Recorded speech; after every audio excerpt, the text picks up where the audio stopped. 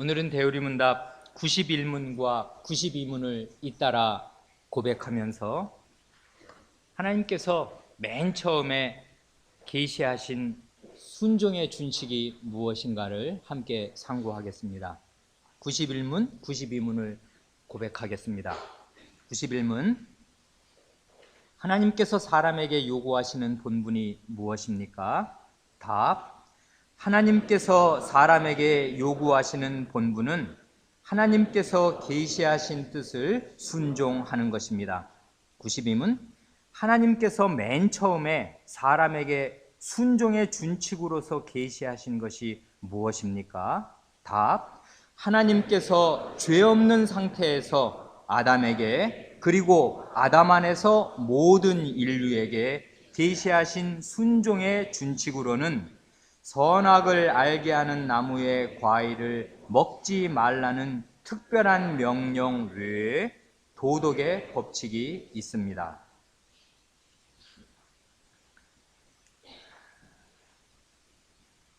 이 대우리문답을 우리가 읽기 시작한 때가 여기 주보를 보면 이제 오늘로 96번째니까요.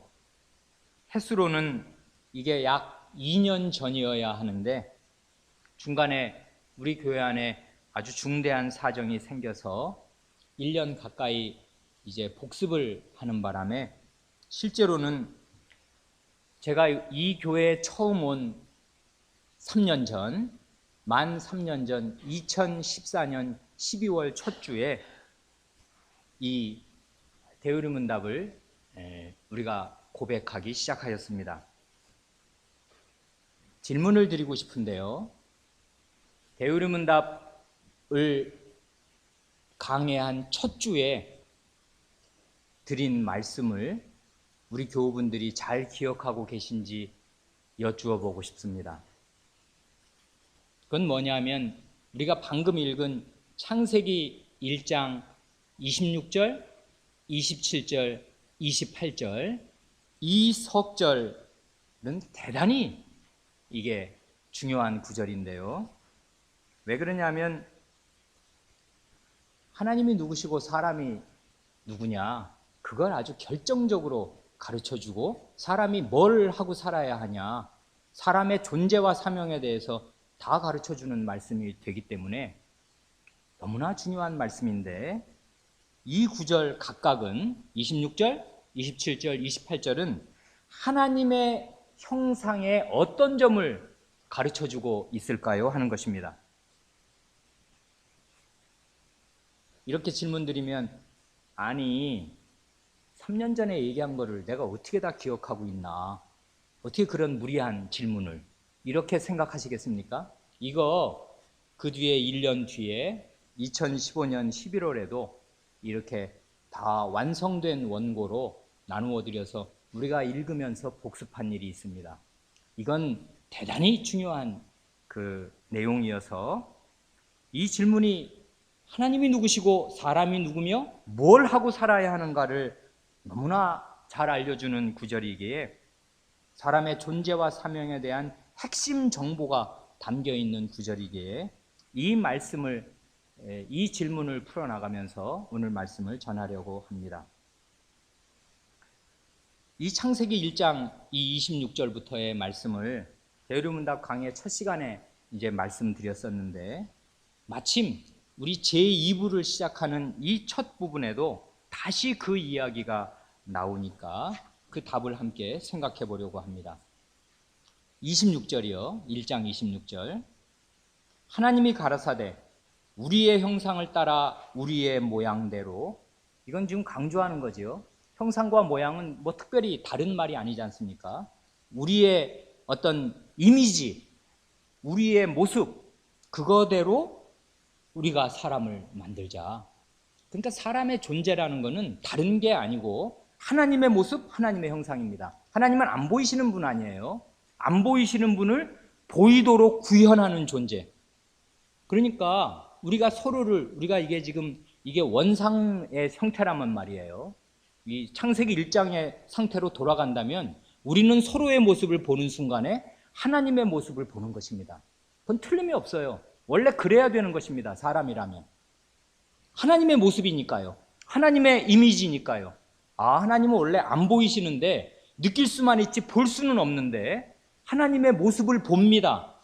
어떻게 해요? 사람을 보면 하나님이 아, 이런 분이구나 알게 됩니다. 그런 뜻이지 않습니까, 이게? 그러니까 이건 하나님에 대해서도 알려주는 것일 뿐더러 사람이 어떤 존재인가를 너무나 분명하게 가르쳐 주잖아요. 사람, 다른 것이 아니고 하나님의 모습, 하나님의 형상입니다. 그런데 제가 질문 드린 건 그게 아니잖아요. 하나님의 형상이 26절에 어떻게 나타나 있냐고요. 우리가 사람을 만들고 그로 바다의 고기와 공중의 새와 육축과 온 땅과 땅에 기는 모든 것을 다스리게 하자 하시고, 여기 하나님의 형상이 어떻게 나타나 있습니까?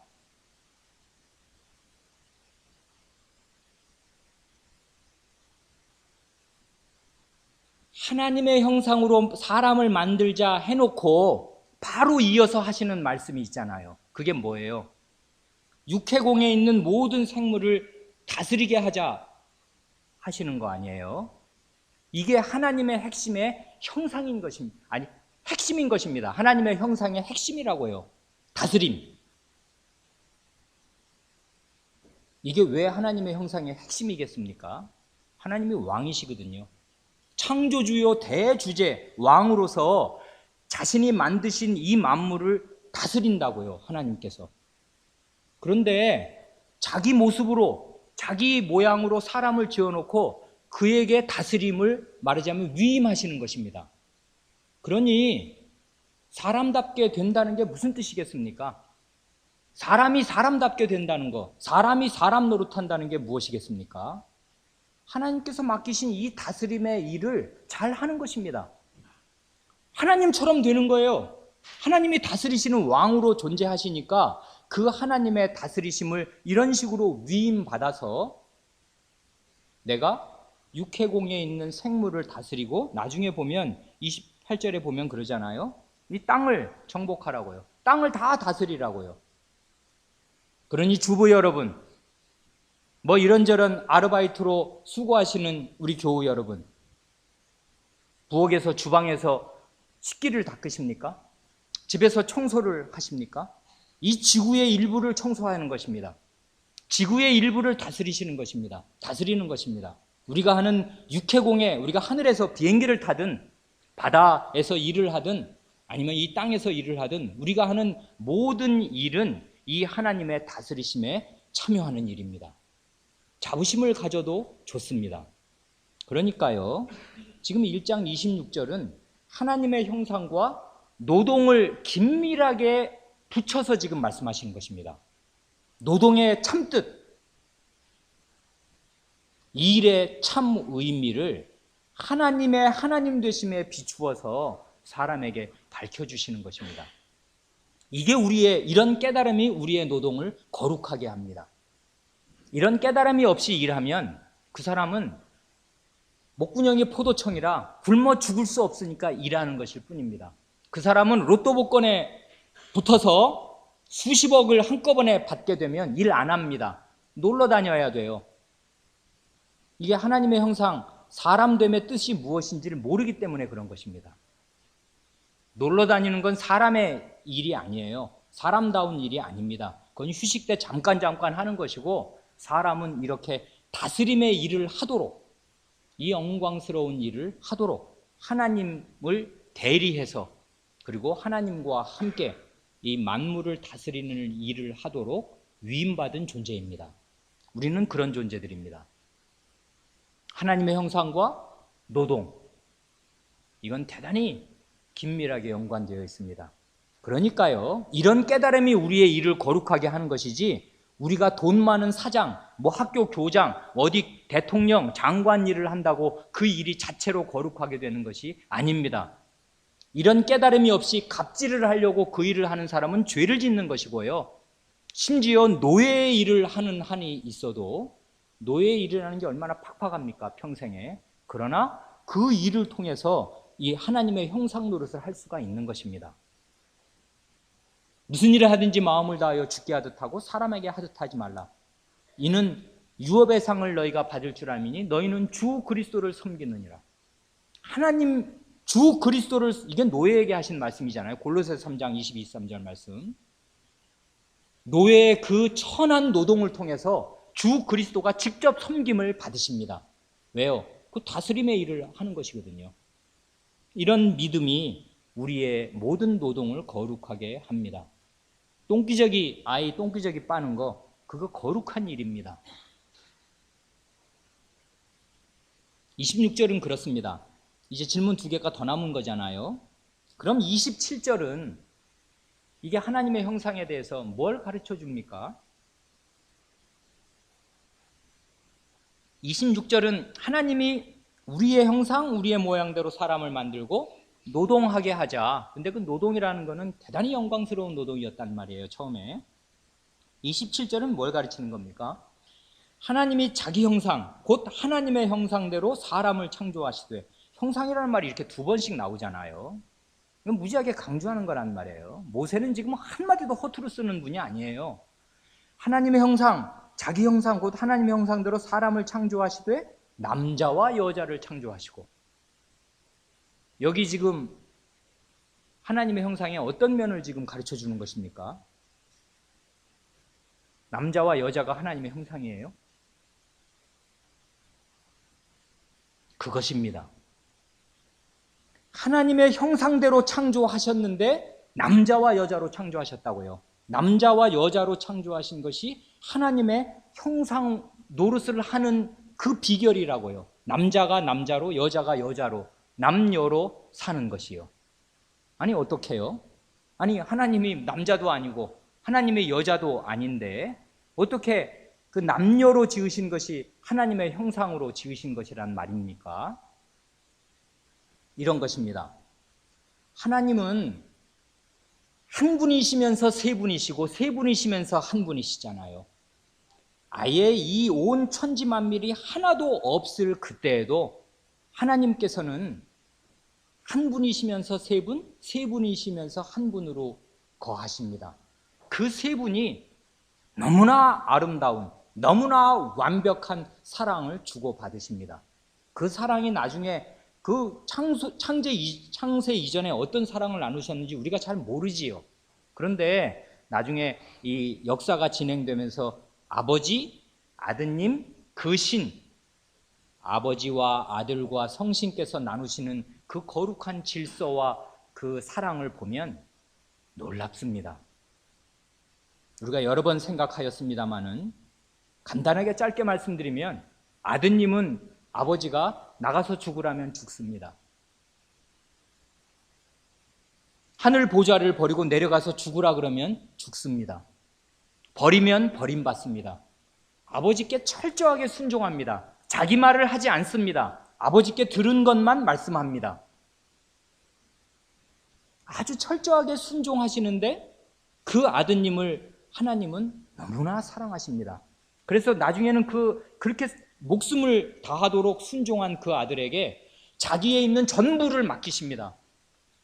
자신이 원래 아버지 하나님이 원래 온 세상의 심판장 아니세요? 그런데 그 온 세상을 심판할 권세를 아드님에게 척 넘겨주십니다. 그렇잖아요. 성신님은 어떠십니까? 성신님은 신이시라고요. 하나님의 모든 깊은 것을 통달하시는 그분. 그런데 그분은 일종의 벙어리입니다. 말이 없어요. 자기 말이 없습니다. 오직 예수께 들은 것만을 말씀하십니다. 이게 성신의 놀라운 겸손이에요. 어떻게 그럴 수가 있을까? 하나님이신데 성신 자신의 말씀 들어보셨습니까? 다 예수께서 하신 말씀을 우리에게 전해주십니다. 그걸로서 만족하십니다. 이분이 창조주시고 재창조의 능력이신데 그렇게 하십니다. 이 삼위의 하나님 간에 겸손과 자기 비하와 질서가 있어요. 그런데 엄청나게 사랑하십니다. 서로가 서로를. 이 삼위 하나님의 사랑을 그 하나님의 모습대로 지음받은 사람은 어떻게 나타내는 것입니까? 어떤 식으로 하나면서 둘이고 둘이면서 하나입니까? 이게 어디서 나타나요? 부부관계에서 나타납니다. 부부가 아니면, 남녀관계가 아니면 이런 것을 맛볼 수가 없어요. 부모 자식 간에도 이렇게 안 됩니다. 부모는 부모고 자식은 자식입니다. 부모 자식 간은 진짜 혈연이지 않습니까? 이건 뭐 일촌이잖아요. 그런데요, 부모 자식 간에도 세대의 차이가 있기도 하고, 부모는 부모고 자식은 자식이지 한 몸이 아니에요. 부모 자식은 언젠가는 부모로부터 떨어져 나가서 독립해야 할 존재입니다. 자식은. 그런데 부부는 그렇지 않아요. 무촌인데 하나이면서 둘이고 둘이면서 하나입니다. 너무나 놀랍습니다. 남자와 여자를 그런 방식으로 만드셨습니다. 그래, 처음 만드신 방식도 대단히 이거를 아주 리얼하게 보여주는 방식으로 지으시잖아요. 아니, 흙이 셌는데, 온 세상이 흙인데 흙으로 아담은 지어놓고 왜 그 여자는 갈비뼈, 왜 남의 뼈를 빼다가 지었냔 말이에요. 하나님께서. 왜 그렇습니까? 살 중에 살, 뼈 중에 뼈, 한 몸으로 지으시려고, 문자 그대로 한 몸, 이것을 입증하여 주시려고 첫사람을 이렇게 지으십니다. 근데 한 몸인데 둘입니다. 그렇잖아요. 남자하고 여자가 부부라고 해서 똑같습니까? 생각이 달라요. 원래는 별개의 인간이라고요. 그런데 이게 완전히 한 몸이에요. 근데 또 둘이에요. 신비하잖아요. 삼위 하나님의 그 긴밀한 사귐. 그러나 그 안에 질서가 있고 존경과 자기 그 절제와 자기 비하가 있는 이 거룩한 사랑과 겸손을 잘 나타내는 그런 단위는 이 세상에 부부밖에 없습니다. 남자와 여자입니다. 그러니 남녀로 지으신 것이 하나님의 형상, 하나님이 도대체 어떤 분이냐, 어떻게 하나님이 어떤 분인 걸 어떻게 알아 하는 걸 알려줄 가장 좋은 그 방식입니다. 남녀, 부부, 이것이요. 그래, 한 남자와 한 여자를 만드신 것입니다. 이게 하나님의 형상됨의 핵심에 있다고요. 그러니까 혼인은 대단히 중요한 것입니다. 지금 창세기 1장 26절은 이게 창조 규례, 3대 규례 가운데 첫째 26절인 노동에 대해서 가르쳐주면서, 노동의 참뜻이 무언가를 가르쳐주면서 하나님의 형상됨의 핵심으로 노동을 얘기하듯이, 27절은 하나님의 형상됨의 핵심으로 혼인의 도리를 제시하면서 이게 하나님의 형상의 핵심이다, 이렇게 가르쳐 주시는 것입니다. 이게 없으면 하나님의 형상을 제대로 나타낼 길이 없습니다. 자, 이거는 이제 타락 전을 지금 말하는 거지 않습니까? 그런데 우리는 이 타락 전에 그 신비한 그 무주의 상태를 한 번도 경험해 본 적이 없습니다. 우리는 물론 이 세상에서 부부 생활을 합니다만은 이제 다 왜곡된 형태로 부부 생활을 합니다. 그래, 오늘날 그리고 우리 가운데 혼기가 찼으나 이런 부부 관계에 들어가지 못하는 그런 경우도 있습니다. 어떻게 하면 좋겠습니까? 어떻게 하나님의 형상을 나타내면 좋겠습니까? 실제로요, 타락한 이후에 오늘 우리들은 부부 관계를 통해서, 남편과 아내의 관계를 통해서 자신의 죄인됨을 가장 절실하고 리얼하게 경험합니다. 하이델베르크 요리문답 5문. 나에게는 본성적으로 하나님과 이웃을 미워하는 성향이 있습니다. 아멘. 이 진리를 어느 때 가장 잘 경험하냐 하면 부부관계에서 잘 경험합니다. 그렇지 않습니까, 여러분? 여러분, 왼수가 자기 남편 아니에요? 그리고 아무리 부부관계가 좋아도요, 아무리 다른 사람이 볼 때 인꼬 부부라고 하더라도요, 상대방 밑바닥을 아는 사람은 배우자입니다. 자식도 잘 몰라요. 물론 한 가족이니까 이것저것 많이 알지만 그 사람의 맨 밑바닥은 사람으로서는 배우자가 제일 잘 압니다. 그래, 우리는 이 타락한 이후에는 우리의 죄와 비참함을 부부 관계가 진척되는 그 정도에 따라서 점점 더 깊이 있게 알게 됩니다. 아, 내가 죄인이구나. 내가 한 몸인 저 사람도 참되게 사랑할 수가 없고 계속 나는 찌르고 공격하고 상처받은 짐승들처럼 물고 뜯는구나. 이게 나구나 하는 것을 알게 됩니다. 그래서 사람은 결혼을 해서 혼인관계에 들어갈 때 자기 죄와 비참함을 가장 절실하게 알게 됩니다. 이게 진리로 가는 지름길이라고요. 죄와 비참함을 절실하게 알아야 그리스도의 복음을 절실하게 필요로 하는 사람이 됩니다. 그래야 절실하게 성신을 의지하는 사람이 됩니다. 그러니까요, 하나님의 형상됨을 회복하는데 타락한 우리에게는 이 부부관계가 대단히 필요하다고요. 그러면 어쩌겠습니까? 결혼하지 않는 분들은 어떻게 하겠습니까? 이분들은 두 가지로 지금 대단히 곤혹스러운 것입니다. 첫째로는 원래의 모습대로 이 남녀의 하나이면서 둘이고 둘이면서 하나인 이 신비한 거룩한 사랑을 통해서 하나님의 그 삼위 하나님 간의 그 사랑의 교류, 사랑은 결국 혼자 있는 게 아니잖아요. 무인도에서 혼자 무슨 사랑을 하겠습니까? 사랑은 결국 대상이 있어야 되는 것이거든요. 하나님은 사랑이시다 하는데 혼자서 무슨 사랑을 해요? 그런 게 사랑이라는 말이 뭐 자기 애가 사랑입니까? 대상이 있어야 되는데 삼위 하나님은 사랑이시라고요. 대상이 있어요, 서로 간에. 이런 삼위 하나님의 사랑을 가장 가까운 부부를 통해서 경험하고 아, 이런 거구나 하고 자기 마음의 가장 깊은 곳이 충족이 되는 이 인간 살 동안에 그래야 되는데 그런 부부가 없습니다. 나는 혼인하지 않아서, 혼인하지 못해서. 그러니까 혼인하지 않으신 분들은 이런 결핍, 하나님의 형상을 원래적으로 나타내야 하는데 그 결핍이 내게 있다는 사실을 아시고 배나도 분발해서 하나님의 사랑을 충분히 마음 깊이 느끼도록 이 교회 안에 착 달라붙어 있어야 합니다. 이 교회 안에 형제와의 사귐에서 하나님 말씀에서 하나님의 사랑을 결혼한 사람보다도 배나 더한 열심을 가지고 하나님의 사랑을 자기 마음 가운데 느낄 수 있도록 하여야 합니다. 그렇게 간절히 구해야 합니다. 역으로 타락한 이후에는 이 부부관계를 통해서 사람이 자기의 그 밑바닥, 자기의 벌거벗은 그 정말 양아치 같은 그런 모습을 서로 보게 됩니다. 알게 됩니다. 그렇지 않습니까? 여러분, 자기 아내의 얼굴을 똑바로 보면서 자기가 이렇게 떳떳할 남편들이 어디 많습니까? 있습니까?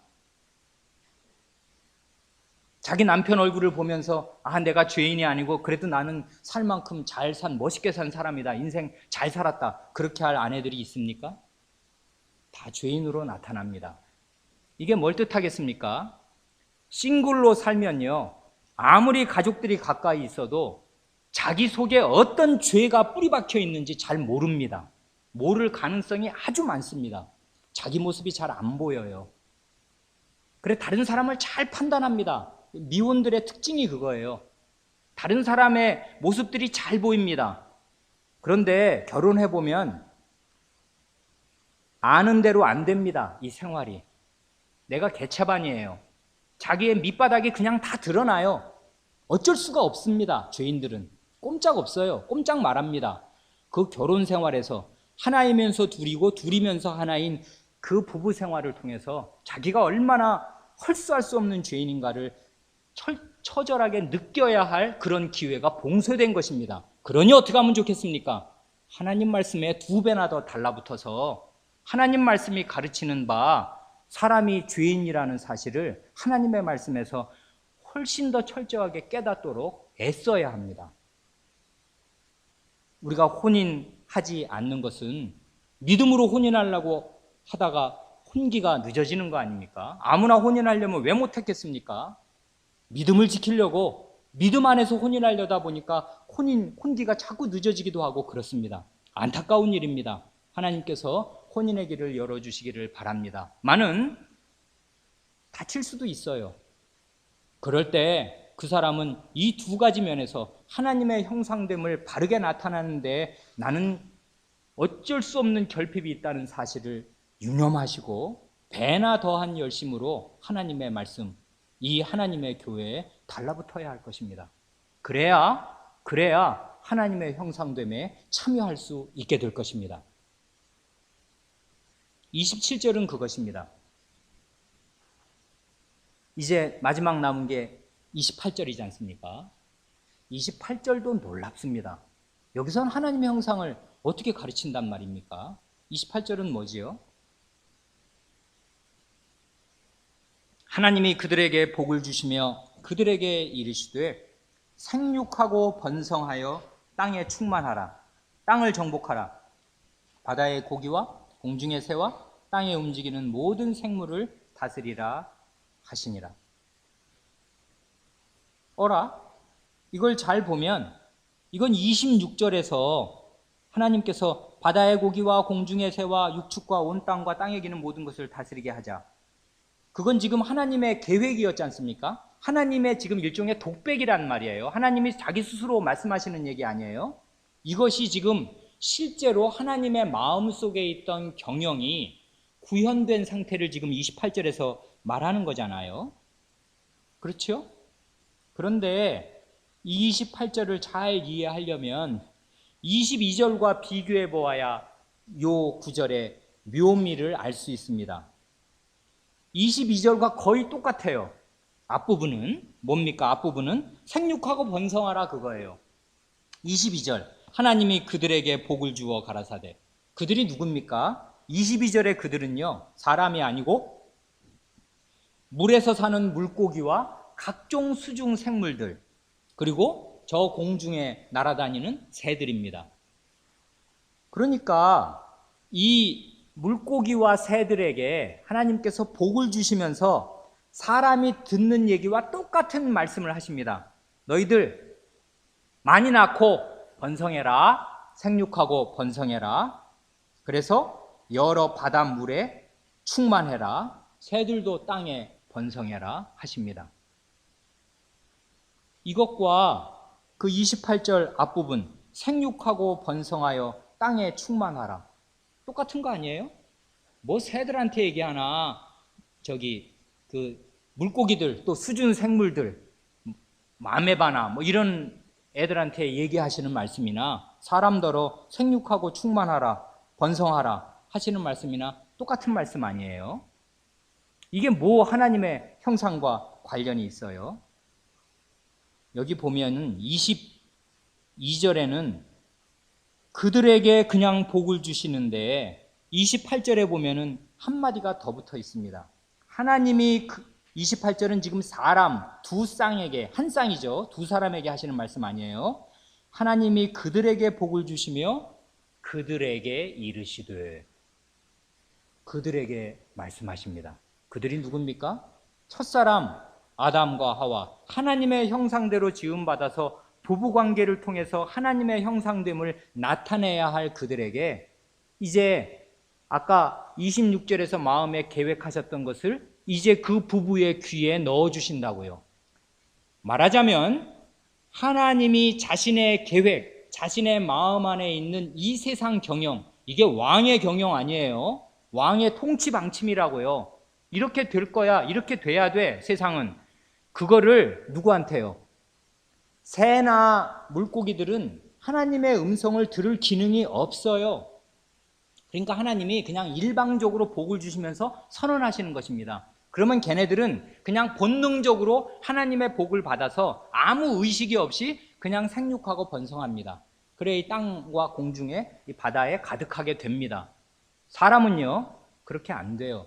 사람은 그렇게 하는 존재가 아니고 하나님의 말씀을 듣습니다. 그들에게 이르시되, 하나님이 말씀하셔요. 그러면 사람은 그걸 듣습니다. 그리고 여기 다스리라는 말,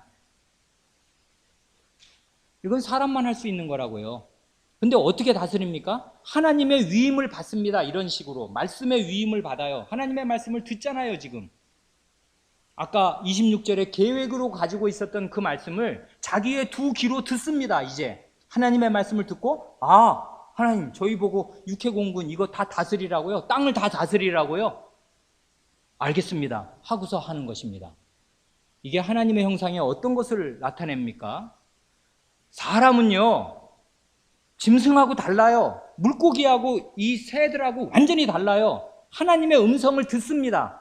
하나님의 말씀을 들어요. 하나님의 말씀을 듣는 방식으로 자기가 누구인지도 알고 자기가 뭘 해야 되는지도 알고 자기의 사명과 존재를 인식합니다. 어디에서? 하나님의 말씀 안에서. 이게 거룩한 교통이 있는 것입니다. 하나님과. 이게 하나님의 형상의 핵심이에요. 노동, 혼인, 그리고 이 하나님과 말씀을 주고받는, 여기는 물론 아담이 하와가 하나님께 뭘 말씀드리는 계제가 아직 아닙니다만은 조금 있으면 나옵니다. 여기서는 일단 하나님의 그 창조주의 지엄한 그리고 그 영광스러운 분부를 듣는 방식으로, 수납하는 방식으로 귀로 듣고 마음에 담습니다. 아, 내가 이런 존재구나. 엄청 영광스럽네. 아, 내가 할 일이 이거구나. 하나님께 직접 들어서 알아듣는 방식으로 하나님의 형상됨을 나타냅니다. 이게 사람이에요. 이런 거 없으면 사람 아니에요. 모습만 사람이고 짐승처럼 사는 것입니다. 하나님 말씀을 안 듣고 하나님이 뭐라고 말씀하셨는지를 모르면 그게 어떻게 하나님의 형상입니까? 짐승과 뭐가 다릅니까? 그냥 혼인해서 애 낳고 살면 그게 똑같은 사람입니까? 전혀 다릅니다. 죄를 깨닫는 데서도 다르고 부부간의 사랑에서 하나님의 이 삼위 간의 그 연합과 사랑을 나타내는 데에서도 개념 자체가 없잖아요. 하나님의 말씀을 모르면 다 불가능해집니다. 이 하나님의 말씀을 듣는 기능과 이 마음자리가 없으면 노동이고 혼인이고 다 꽝입니다. 하나님 뜻대로 못해요. 그냥 짐승처럼 본능을 따라 할 뿐입니다. 먹고 살기 위해서 일하고 그냥 예쁜 여자 있으니까 혼인하는 것 뿐입니다. 멋있는 남자랑 혼인하는 것 뿐이에요. 그러면 짐승 같은 사회를 이룰 뿐입니다. 하나님이 원하시는 사회, 하나님의 형상과 하나님의 모습이 나타나는 사회는 못 이룹니다. 하나님의 말씀을 듣는 기능이 있어야 해요. 근데 이런 기능을 주셨거든요. 그래서 그들에게 이르십니다. 그들에게 하나님의 마음에 있는 것을 말씀하십니다. 이게 아브라함에게 하신 것과 똑같은 거 아니에요? 내가 하려는 일을 아브라함에게 숨기겠느냐? 자신의 세상 경륜을 쫙 가르쳐 준단 말이에요. 이 복된 세상 경륜을. 이렇게 니들이 이 세상 꽉 차가지고 이 세상 가득 차. 너희들 한 부부 아니야. 너희들이 애기 많이 낳고 또 애기가 또 애기를 낳아서 너희가 전체 큰 하나의 나라. 근데 하나의 나라가 하나의 사랑의 가족입니다. 한 조상을 모시는. 그런 한 조상을 모시는 그런 나라가 가득 차서 서로 사랑하는 가운데 이 땅 전체를, 온 땅을 다 다스려. 너희한테 다 위임할게. 아, 이런 말씀을 듣고 할 수 있는 그런 존재. 이게 하나님의 형상입니다. 1장에서 하나님께서 하나님의 형상에 대해서 그렇게 가르치십니다. 이걸 대우리문답 강의하는 첫날 말씀드렸습니다. 왜 그렇습니까? 대우리문답 제1문이 사람의 제일 되는 목적이 뭐냐? 하나님을 영화롭게 하고 그를 영원토록 충만히 즐거워하는 것이다. 이 창세기의 말씀을 모르고서야 어떻게 사람의 제일 되는 목적을 이룰 수 있단 말입니까? 자기가 누구인지를 모르고 뭘 해야 되는지를 모르는 사람이 사람의 제일 되는 목적을 어떻게 이루어요? 그러니까 대우리문답의 제1문을 공부하려 할 때 이 말씀을 함께 본 것이고 1년 뒤에 다시 복습한 것입니다. 마음에 분명히 형성이 되어 계십니까? 혹은 이렇게 질문을 드렸는데 뭐더라? 이러는 교우분들이 계신다면 큰일입니다. 정말. 하나님의 말씀을 마음에 담아야 하나님의 백성이라고요. 하나님 말씀 들어야 그리스도의 양이라고요. 그런데요, 이게 이제 1장에서 하나님의 형상대로 사람이 지음받았다 할 때 그게 뭔 뜻이냐? 그리고 사람은 뭐 해야 되는 존재냐? 다 가르쳐 주시지 않습니까? 이렇게. 사람은 그냥 1장 26절, 27절, 28절을 종합하면 사람은 하나님의 말씀을 듣고 순종하는 가운데 일하고 혼인하는 그런 존재예요. 그렇게 하면 하나님의 형상 노릇을 하고 가장 사람답게 사는 것입니다. 그렇지 않습니까? 이게 2장으로 가면 조금 더 이렇게 집약해서 아주 생생하게 제시됩니다. 어떻게 해요? 이렇게 됩니다. 2장 우리가 8절 9절 읽었지요. 여호와 하나님이 동방의 에덴의 동산을 창설하시고 그 지으신 사람을 거기 두시고 여호와 하나님이 그 땅에서 보기 아름답고 먹기에 좋은 나무가 나게 하시니 동산 가운데에는 생명나무와 선악을 알게 하는 나무도 있더라. 이것입니다. 여기 보면 하나님의 그 자비하심, 사랑 이런 거 잘 알 수 있잖아요. 우리가 여러 번 다루었기 때문에 다시 반복하지 않습니다. 온 땅을 다스려야 할 이 사람, 한 사람에게, 한 쌍의 부부에게 그 중대한, 거대한 수십 년, 수백 년, 수천 년이 지나야 할 그 거대한 사명을 딱 위임하시면서 그러나 맨 처음에 가장 좋은 순탄한 출발로 장밋빛 화원을 꾸며주십니다. 에덴 동산, 여호와의 동산입니다. 그래, 거기에는 정말 그 보기에 좋고 보기에 아름답고 먹기에 좋은 모든 나무, 거기 모든이라는 말이 원문에 있었는데 빠졌다 그랬지 않습니까? 정말 나무란 보기에 좋은, 먹기에 좋은 나무란 나무는 다 그 동산에 있다 그 말입니다. 듣도 보도 우리가 못한 전 세계에 좋은 그런 멋있고 그 음식 그 열매가 맛있는 그런 나무들을 다 거기에 두게 하셨습니다. 그런데 특별히 우리 눈을 확 끄는 생명나무와 선악을 알게 하는 나무를 거기에 두셨습니다. 우리가 시간이 없어서 지나친 그 구절이 있는데요. 2장 1, 2, 3절을 우리는 지나쳤지 않습니까? 거기는 하나님께서 안식일을 하나님이 일곱째 날, 창조의 일곱째 날에 안식하신 장면을 썩 기록하고 넘어갑니다. 이게 뭔 뜻이겠습니까? 이게 창조의 3대 규례 중에 노동, 혼인은 아까 나왔었지요. 마지막 세 번째 그 창조 규례, 안식일의 규례가 여기에 척 제시됩니다. 말하자면 시간의 형태로 영원한 생명이 무엇인가를 보여주신 것입니다. 이게 하나님의 형상하고 아주 밀접한 관계가 있어요. 노동과 쉼, 노동과 안식은 이게 상보적인, 상호보완적인 거지 않습니까? 일하고 쉬고 일하고 쉬는 거지 않습니까? 하나님이 엿새 일하고 이제 영원한 7일의 안식에 들어간 거잖아요. 이날은 저녁이 되며 아침이 됩니가 없잖아요. 영원한 날입니다. 이 7일은 하나님이 들어가신 제7일은. 그런데 이 하나님의 패턴 6일 일하시고 7일째 영원한 안식에 들어가신 이 패턴을 역사 가운데 6일 일하고 하루 쉬고 6일 일하고 하루 쉬는 방식으로 못 박아두신 게 안식일의 규례잖아요. 그래, 나중의 일이지만 우리 어린아이들도 다 암송하는 사계명 출애굽기 20장에 8절 11절에 안식일을 기억하여 거룩히 지키라 하시고 이유를 말씀하시는 게 이런 것입니다. 그 이유는 이는 엿새 동안에 나 여호와가 하늘과 땅과 바다와 그 가운데 모든 것을 만들고 제7일에 쉬었습니다. 이게 안식일을 지켜야 할 이유예요. 안 믿는 사람이 들으면 이게 왜 이유가 되는지를 몰라요. 아니, 알았어. 하나님이 뭐 신화적으로 하나님이 엿새 동안 다 지으시고 일곱째 날 쉬었어? 그래, 좋아. 그랬으면 그랬지. 내가 왜 이 빨간 날 쉬어야 돼? 나는 놀라고 쉬는 거야. 그런데요, 하나님의 형상대로 지었으니까 하나님 모양 아니에요. 하나님이 엿새 일하시고 제7일에 영원한 안식에 들어가셨으니까 하나님의 형상과 하나님의 모양대로 지음받은 사람도 6일 일하고 7일 날에는 쉬라는 것입니다.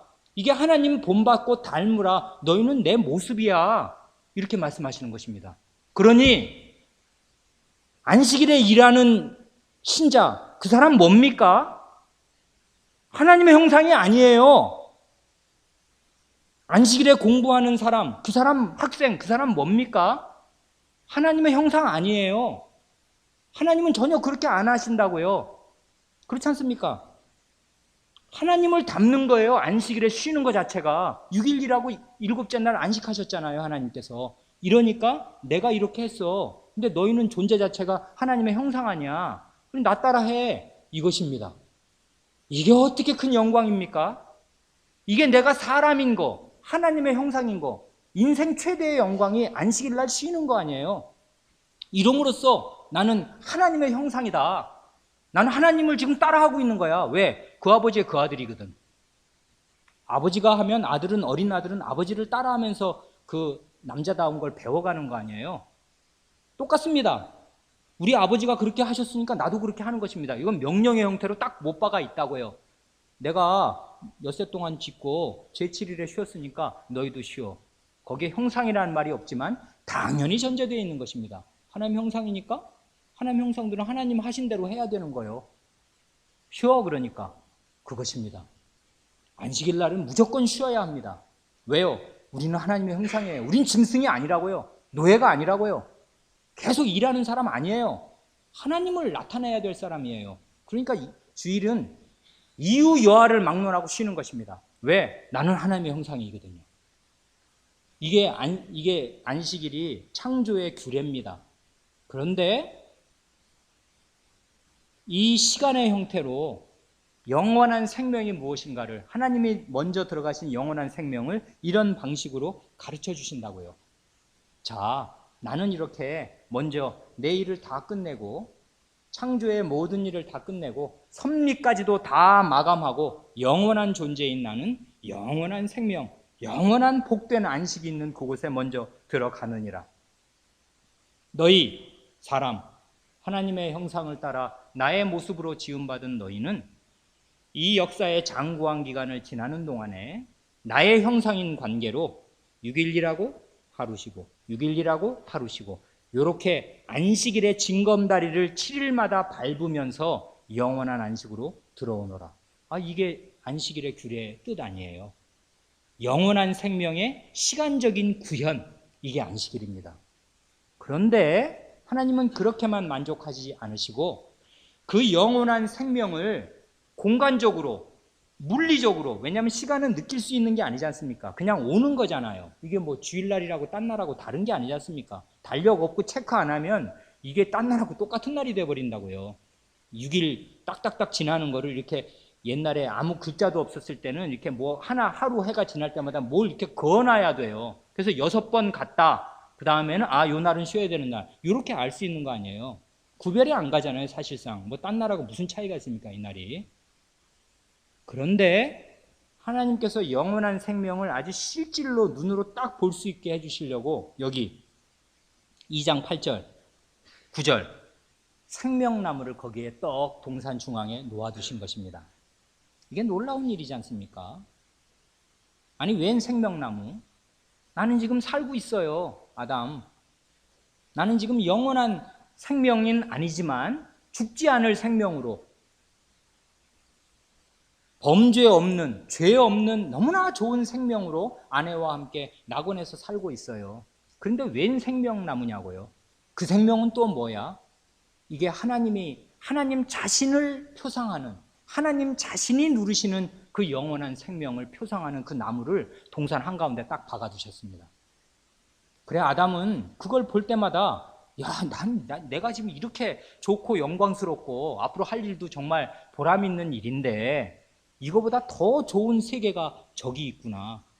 안식일을 지내면서 그리고 생명나무를 보면서 이중으로, 시간적으로, 공간적으로 어디 빼도 박도 못하게 전체가 하나님의 이 빛난 영원한 안식의 계시로, 영원한 생명의 계시에서 벗어나지 않도록 하나님께서 그 앞에 제시하신 것입니다. 그리고 그 영원한 안식에 들어갈 길이 무엇인가를 선악을 알게 하는 나무를 두셔서 계시하셨습니다. 영원한 생명 어떻게 들어갑니까? 선악을 분별함으로써 들어갑니다. 어떻게 분별합니까? 하나님의 말씀을 지키는 것이 선이고요. 하나님 말씀을 불순종해서 죽는 것이 악입니다. 이 하나님의 말씀, 선악을 알게 하는 나무의 열매는 먹지 말아라. 내가 먹는 날에는 정령 죽으리라 하시는데, 선악을 알게 하는 나무 바로 옆에 생명나무가 있잖아요. 그 생명나무의 열매를 먹고 영생을 얻는 유일한 비결이 선악을 알게 하는 나무의 금령, 그게 하나님의 말씀이잖아요. 하나님의 특별하게 당부하신 그 말씀을 지키는 데에 있습니다. 안식일로 표상되든지 생명나무로 표상되든지 이렇게 좋은 상태로 지음받은 사람이 영원한 그 최고의 목적지로 가게 되는 유일한 비결이 있다면, 유일한 길이 있다면 그 방법은 오직 여호와 하나님의 말씀을 마음에 새겨서 그 말씀을 순종하는 길을 계속 걷는 데에 바로 거기에 있습니다. 그러니까 조금 말을 달리해서 표현하면, 사람은 죄가 하나도 없는 그 상태에서도 자기의 선한 본성을 따라서 그냥, 그 사람은 원래 무슨 생각을 하든 죄가 없어요. 우리랑 너무 다르지요? 어떻게 해도 하고 싶은 대로 하면 됩니다. 그게 다 선하다고요. 그런데요, 그렇게 선하게 지음 받았을지라도 자신의 선한 본성을 따라서 살면 영생에 이르는 것이 아니고요, 하나님의 말씀, 이 언약의 말씀, 너 이거 먹지 말어. 먹으면 죽어. 그런데 안 먹으면 어떻게 돼요? 안 죽어요. 죽을 일이 없어요. 병 걸려서 죽는 거 아닙니다. 늙어서 죽는 거 아닙니다. 이때는 죽음이 없어요. 안 먹으면 안 죽어요. 오직 죽는다면, 하나님 말씀에 불순종하면 죽는다, 그것입니다. 순종하면 어떻게 됩니까? 계속 사는 거예요. 그러다가 하나님께서 인정하시는 어느 날 생명나무의 열매를 먹고 온 전체가 영생으로 들어가는 것입니다. 그게 하나님 나라예요. 그 나라를 이 땅에 하나님이 건설하시려고 자기 형상대로 사람을 지으신 거 아니에요. 그리고 이 에덴 동산을 이렇게 설치해 주시면서, 아까 우리가 지나간 게 1장 거기 이 8절 9절 뒷부분 보면은 14절까지 뭐가 나옵니까? 네 강이 나오지 않습니까? 강 얘기 왜 나옵니까? 에덴에서 발원한 그 강이 사방으로 뻗어나간다고요. 이게, 에덴은 지금 하나님의 성소고 하나님의 말하자면은 하나님의 집과 같은 곳인데, 이 하나님의 집이 전 세계로 확장될 것을 이 강이 보여주는 것입니다. 그 유력한 증거가 첫 번째 강, 비손강, 금이 있는 하윌라 온 땅에 둘렸으며 그 땅의 금은 정금이요. 그 정금, 또 베들레헴과 호마노도 있으며, 그 호마노와 정금은 그 지성소, 그 대제사장의 복장에 2번 나타나고, 호마노는, 정금은 지성소에 나타나는 것입니다. 하나님의 지성소라고요. 근데 그게 에덴 동산이 아니라 이 강이 뻗어나가는 하윌라 땅에 있다, 그거예요. 이건 뭘 말하는 것입니까? 이 사람이 에덴 동산을 잘 경영하다가 이제 강을 따라서 하나님의 말씀에 계속 순종해서 살면 계속 사는 거예요. 애들은 불어날 거 아니에요. 그러면 이 가나안 땅이란다, 에덴 동산에 다 못 살아요. 강을 따라서, 이 생명수의 강을 따라서 뻗어나가는 것입니다, 전 세계로. 그런데 거기 가다 보면 정금이 나와요. 거기가 곧 하나님의 성소입니다. 이렇게 전 세계를 에덴 동산화하는 이 일을 맡기신 거예요. 그러니 아담은 가슴이 부풀었을 것입니다. 할 일이 많고 대단히 즐거운 일입니다. 좋아요. 다 좋은 사람만 있잖아요. 그런데요, 그렇게 하려면 하나님의 이 특별 계시의 말씀, 선악을 알게 하는 나무의 열매는 먹으면 안 돼, 먹으면 죽는다 하는 이 말씀에 순종하여야 합니다. 특별 계시의 말씀이 영원한 생명나무의 열매를 먹는 그 길로 인도하는 길잡이입니다. 그렇지 않는 한 이 사람은 영원한 생명으로 갈 수 있는 길이 차단될 뿐 아니라 지금 누리는 생명도 못 누립니다. 죽어요. 먹는 그날에는 죽습니다. 진짜 그날에 죽었습니다. 그렇지 않습니까? 천년이 하루 같은 하나님이 보실 때 천사를 넘긴 사람은 한 사람도 없어요. 다 죽습니다. 범죄한 그날 다 죽는 것입니다. 사람은 죽어요. 그러니 사람이 죽고 사는 길은 하나님의 말씀, 특별하게 계시해 주신 이 말씀에 순종하는 데에 달려 있습니다. 이 말씀으로 하나님께서는 사람이 죽고 사는 길이 어디 있는가?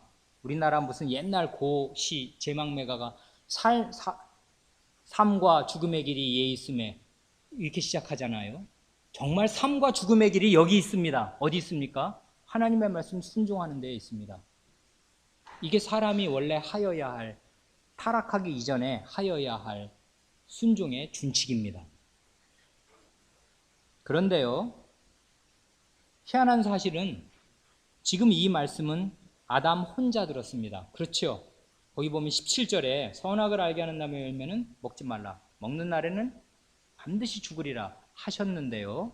그 다음에 18절에서 하나님께서 아이고 사람의 독처 혼자 있는 것이 좋지 못하니까 내가 그를 위하여 돕는 배필을 지으리라 하시지 않습니까? 그러니 이 중대한 말씀을 아담 혼자서 들은 것입니다. 그러니 그 다음에 이제 그 돕는 배필을 지어 주셨을 때 그 배필에게 아담은 누구입니까? 예언자입니다. 왕입니다. 그렇잖아요. 그래 다스림의 권세를 행사해서 아내 이름을 짓는다고요. 나는 이슈이니까 너는 이슈야다. 이렇게 나는 남자니까 너는 여자다. 이름을 지어주고요. 또 그에게 하나님 말씀을 전해줍니다. 전해주었어요. 그래서 나중에 이게 비극적인 방식이긴 하지만 다음 장 3장 3절로 가면 하와는 자기가 지어지기 전에 태어나기 전에 하나님이 하신 말씀을 희미하게 알고 있습니다. 그래 3장 3절에 그러잖아요. 동산 중앙에 있는 나무의 실과는 하나님의 말씀에 너희는 먹지도 말고 만지지도 말라 너희가 죽을까 하노라 하셨느니라. 뱀에게 그렇게 말을 한다고요. 이 사람 이거 어디서 들었습니까? 하나님께서 하와에게 따로 불러다가 말씀하십니까? 아닙니다. 아담에게 말씀하신 말씀을 아담이 전한 것입니다. 이 하나님의 엄중하면서도 이 은혜로운 말씀, 하나님이 누구시고 너는 누구냐? 나는 창조주야. 너는 피조물이야. 그런데 너는 나의 형상으로 지음받았어. 대단히 영광스러운 위치에 두었어. 그러나 네 생긴 대로 살면 안 돼. 너 본성이 선하고 뭘 잘할 수 있다고 동물 이름들 척 보면은 그냥 척척척 이름 짓는 최고의 지성을 가지고 있지. 그런 지성이 있다고 해서 네 뜻대로 살면 안 되는 거야. 내가 너에게 한 이 말씀을 대단히 존중하고 마음에 새겨서 나를 경외하는 마음으로 내가 한 말을 지키고 순종하고 살아라. 그렇게 하는 한 너는 절대로 죽지 않고 이제 머지않아 영원한 생명에 이르게 될 거다. 그렇게 말씀을 하십니다.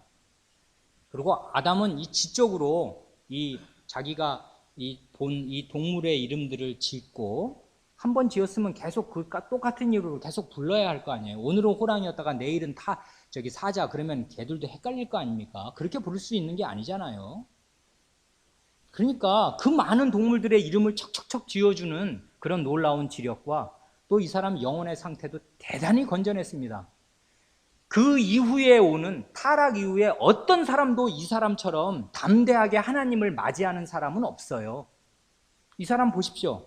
2번 다 나타나는데 2장 19절에 여호와 하나님이 각종 들짐승과 공중의 새를 지으시고 아담이 어떻게 이름을 짓나 보시려고 그것들을 그에게로 이끌어 이르시니 하나님이 지금 데리고 옵니다. 짐승들, 하나님이 지으신 짐승들을 이렇게 한 마리 한 마리 이렇게 쭉 일렬로 세웠는지 데리고 오십니다. 아담에게. 그리고 옆에서 이렇게 가만히 지켜보셔요. 하나님 앞에서 지금 이 일을 하는 거예요. 아담이. 하나님이 계시는 걸 의식하면서 하는데 하나님이 한 마리 한 마리 데리고 오시는 걸 이름을 척척 그 앞에서 이름을 지어줍니다. 그뿐이 아니에요. 하나님께서 2장 22, 23절 보면은 아담에게서 취하신 그 갈빗대로 여자를 만드시고 그를 아담에게로 이끌어 오시니 아담이 가로되 이는 내 뼈 중에 뼈요 살 중에 살이라. 이것을 남자에게서 취하였은지 여자라 칭하리라. 이거 누구 앞에서 한 말입니까? 당연히 여자 앞에서 한 말입니다만은 또 누구 앞에서 이 말을 하는 것입니까? 하나님 앞에서 이 말을 하는 거 아니에요.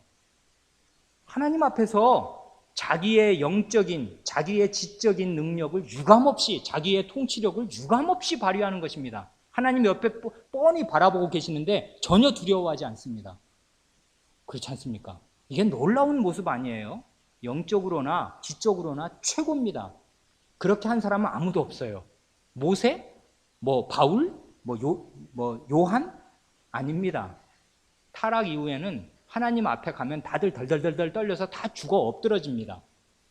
그런데 이 사람은 전혀 그렇지 않아요. 하나님 옆에서 다 할 일 척척척 다 합니다. 이렇게 좋은 상태에 있었다고요. 이런 상태에서 하나님 말씀을, 그 중요한 말씀을 들었는데요. 대단히 유감입니다. 이 사람이 자기 아내에게 시원찮게 전해준 것 같습니다. 자기 자신이 시원찮게 생각했는지 잘 모르겠습니다. 어떻게 된 영문인지 3장으로 가보면 이 자기 전체의 운명이 걸린 이 중대한 말씀을 그 아내가 기억하고 있지를 못해요. 남편이 병신같이 행동한 것입니다. 남편으로서 행동을 못한 거예요. 하나님 말씀 못 전한 것입니다. 그 책임은 남편에게 있어요. 왜냐하면 자기가 그 말 들었잖아요. 그 말을 제대로 전해줘야 돼. 이건 진짜 엄청나게 중요한 거예요, 여보. 잘 들어야 돼. 그래야 되는데 짐승의 이름은 다 알았을 이 여자가 그 나무의 이름은 모릅니다. 왜 모릅니까? 짐승의 이름을, 저거 뭐라 그랬더라, 여보? 저거 타조라니까, 타조. 왜 타조야? 이래서 타조라니까. 그렇구나. 그렇게 이름을 다 남편이 이름을 지었으니까요.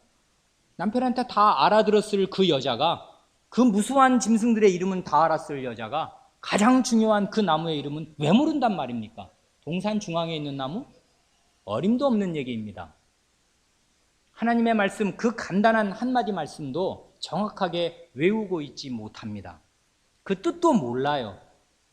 왜 그걸 먹지 말라고 하셨는지도 모릅니다. 아담이 가장 노릇, 예언자 노릇 제대로 못했습니다. 그래 자기와 아내를 망쳤습니다. 이게 우리의 그 슬픈, 말하자면 역사인데, 오늘 우리 요리문답은 하나님께서 맨 처음에 순종의 준칙으로 주신 것이 무엇인가? 이 선악을 알게 하는 나무에 관한 금령을 주셨고, 또한 그 외에 도덕의 법칙을 주셨다. 하나님께서 사람에게 이렇게 사람을 고귀한 존재로 지으셨으니까 하나님의 말씀에 순종하도록 주신 것입니다. 아담은 당연히 하나님 말씀대로 하는 것이에요. 순종을 해서. 너 다스려라. 이 동산 다스리며 지키게 하시니까 동산 다스리며 지킵니다. 또 이름 지어줘라. 야, 네가 이거 다스리라고. 여기 육축들 다 네가 다스리는 거, 새들도 다 다스려. 자, 데리고 왔어. 하니까 하나님이 다스리라 하는 그 명령을 그대로 받아서 다스립니다. 이름을 지어주는 게 다스림의 최고의, 말하자면 하나의 그 증주하잖아요. 그렇게 다스려요. 이런 도덕의 법칙, 하나님의 말씀에 순종하는 법칙이 이 사람에게 딱 심겨져 있는 것입니다.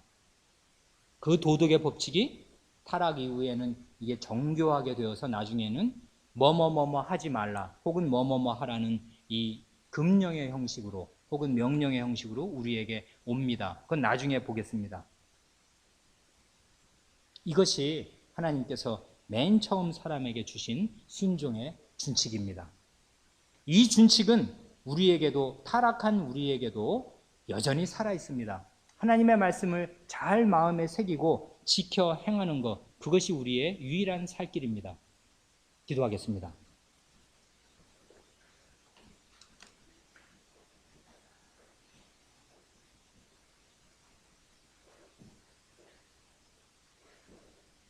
하나님 아버지, 하나님께서 사람을 선하게 곧 자신의 형상과 모양을 따라 지으시되